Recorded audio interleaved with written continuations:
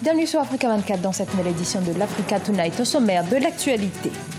Révision de la Constitution au Niger. L'Assemblée nationale en a adopté le projet. Cette révision concerne principalement 6 articles portant essentiellement sur les modalités des élections. Et les OTAN sont appelés à renouveler leur parlement ce 3 juin. 2 anciens premiers ministres du Congrès démocratique et du Congrès des Basotho partent d'ores et déjà favoris de ces législatives. Et les nouvelles technologies, levier du développement du secteur des assurances. Au Cameroun, les compagnies d'assurance souhaitent profiter de la révolution numérique pour faire évoluer leur activité. Le projet de loi sur la révision de la Constitution est adopté au Niger. Adoption sur fond de contestation et en l'absence des députés de l'opposition qui ont boycotté la séance. Au cœur de ce projet, la révision de l'article portant sur le délai de l'organisation du premier tour du scrutin présidentiel. Reportage notre correspondant Sadou Alizé Mouktar. Au Niger, l'Assemblée nationale a adopté mardi 30 mai 2017 à la majorité de ses membres le projet de loi portant modification de la Constitution. Les points ayant fait l'objet de la modification concernent le délai de l'organisation du premier tour de l'élection présidentielle. Elle se déroulera désormais à 120 jours de la fin du mandat du chef de l'État, contrairement au délai de 40 jours inscrit dans la Constitution de 2010.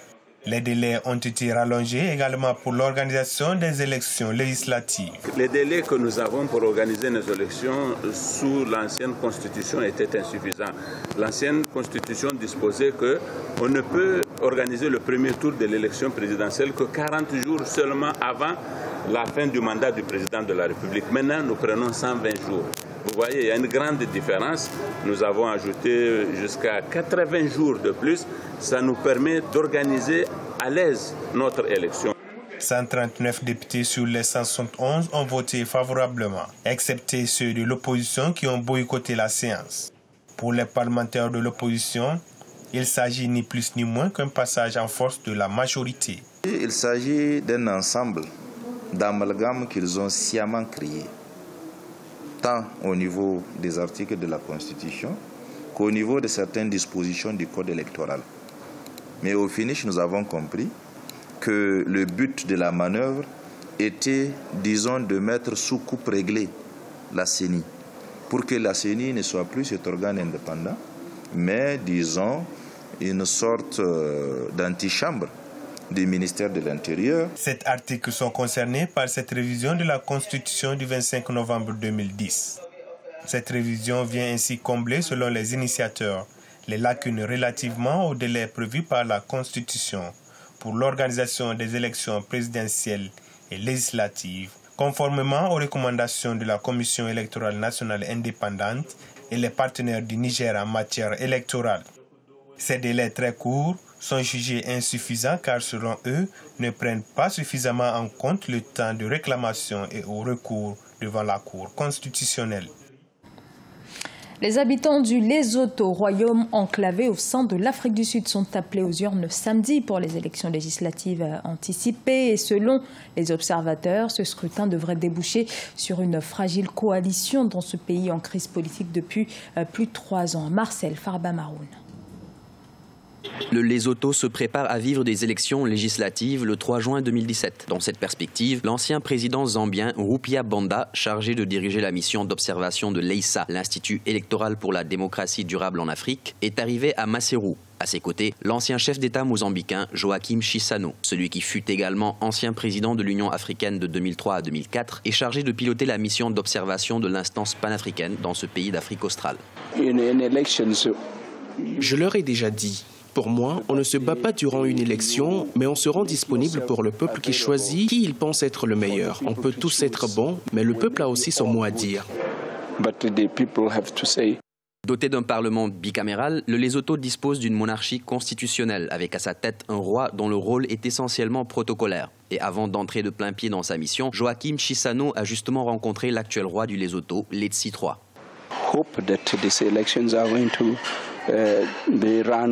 Il espère que le scrutin sera pacifique. Il fait confiance aux accords trouvés auparavant dans le but de pousser tout un chacun à respecter les résultats qui découleront de ces élections.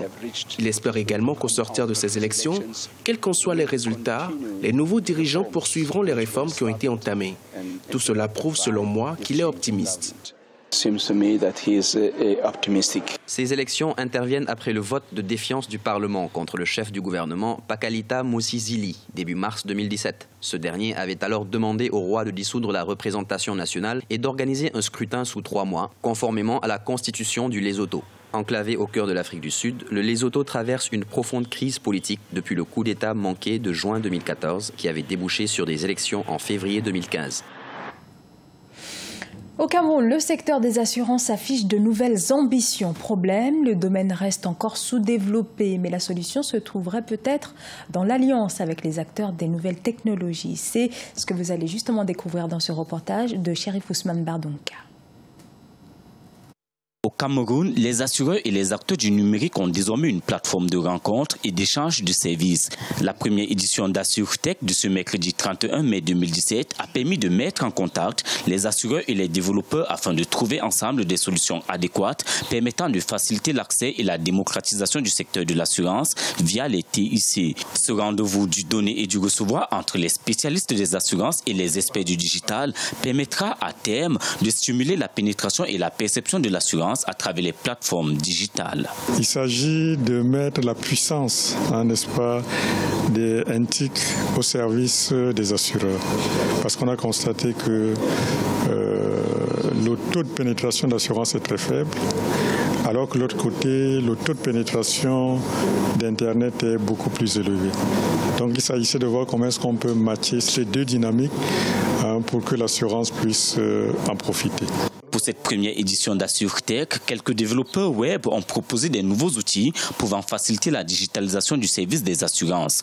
Intelligence artificielle, big data, applications mobiles, autant d'outils qui modernisent le traitement assurantiel en assouplissant les relations assureur-assuré et en offrant à l'assuré un rôle central dans la gestion de son contrat. Nous avons développé 3 applications mobiles, une application de MICA qui est la micro-assurance, afin que tout le monde puisse souscrire en fait à des micro-produits d'assurance et ouvrir toute classe sociale. Et une application qui a été développée avec le partenaire AREA qui gère toutes les fonctionnalités d'assurance, des produits d'assurance à partir de son mobile. Alors, ATI, pour faire simple, c'est tout simplement prendre des documents papier que vous introduisez dans un scanner et ensuite qui est introduit dans une base de données. Alors, vous allez me dire, on pourrait simplement faire une photocopie ou filmer une image et vous pouvoir la consulter. Mais ce logiciel de numérisation permet de pouvoir réutiliser le contenu de tout type de documents, que ce soit JPEG, que ce soit PDF, que ce soit PNG. Le Cameroun représente un vaste marché encore peu exploré par les assureurs. Avec un taux de pénétration inférieur à 2%, les solutions numériques pourraient accroître la compétitivité des assurances en optimisant leur offre de services. AssureTech, qui aura une périodicité annuelle, entend se positionner comme le forum Assurance Technologie de référence au Cameroun. 31 milliards de francs CFA détournés au Burkina Faso en 2015 au sein de structures publiques, parmi lesquelles la présidence de la République. Ce sont les conclusions de l'autorité supérieure de contrôle de l'État et de lutte contre la corruption après une enquête menée après de nombreux audits et investigations dans près d'une trentaine d'établissements. Lorsque Nji El Chazli était enfant, elle avait un rêve, devenir ballerine. Cette Égyptienne, aujourd'hui âgée de 27 ans, vit désormais de sa passion. Elle est voilée, chose rare dans cette profession, et se voit dans quelques années diriger sa propre académie de danse. Siamlo Victoria Sechi. Nji El Chazli, musulmane et voilée, fait du ballet classique. Cette danse qu'elle pratique par passion depuis ses 8 ans est critiquée comme étant contraire à l'islam.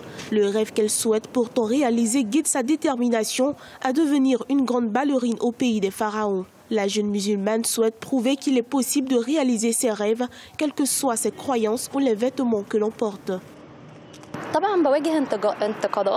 Bien sûr, je suis confrontée à la critique. Il y a des gens qui me soutiennent, mais il est naturel que tout le monde n'accepte pas ce que vous faites.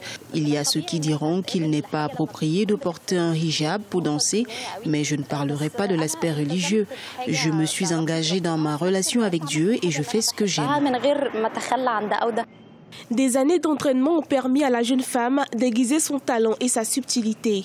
En 2016, elle fut l'une des rares égyptiennes portant le hijab à avoir participé au corps de ballet en Cendrillon et à la valse des heures au centre culturel russe du Caire.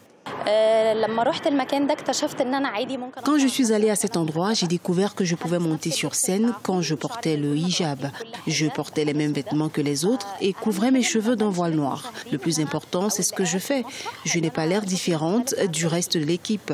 Je me suis engagée dans le hijab et je pense avoir donné le meilleur de moi.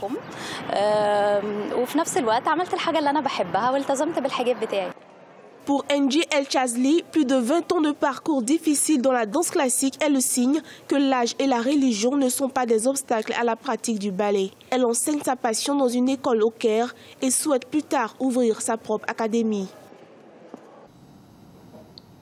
Ce journal a été réalisé par l'ensemble de la rédaction. Merci à vous de l'avoir suivi. Dans un instant, une nouvelle édition de l'actualité sur Africa 24.